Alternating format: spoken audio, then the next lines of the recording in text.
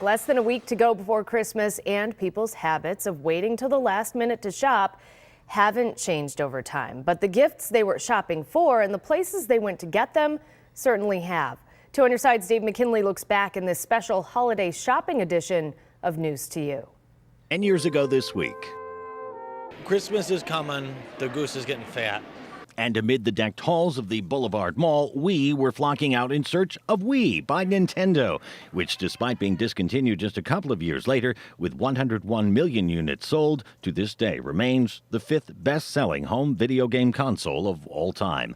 By that time, Furby's had already been around 14 years, but when the third generation was released a decade ago with more expressive LCD eyes, wider range of motions, and its own iOS and Android app, it was enough to put these guys back on top of the list of the most coveted toys for Christmas 2012. We talk a wheeloo to you, too. 20 years ago this week, when Eastern Hills Mall still brimmed with holiday shoppers. And what's hot this year? Electronics are very hot. DVD VHS combos are a hot seller all across the country. George Foreman grills are always successful. The Shark. PlayStation 2.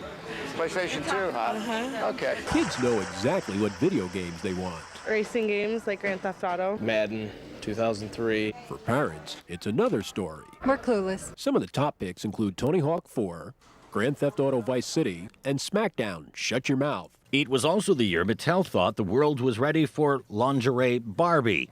And back then, just as now, when preparing that special holiday meal, it was important to know. Would have been better if we cooked the shrimp, but yeah. 30 years ago this week, say, how about a nice clock radio, or a phone with redial, or a camera for which you'd need film, but which came with a major advancement. With an inexpensive feature to prevent red eye, those devilish red dots sometimes caused by a flash. Well, if you're old enough to remember the scourge of red eye, or shopping for shoes at Tom McCann, or clothes at Chess King, or Kleinhand's downtown, all of which no longer exist, you may also recall that not all was merry, because just after we started hearing this, someone had to come out with this.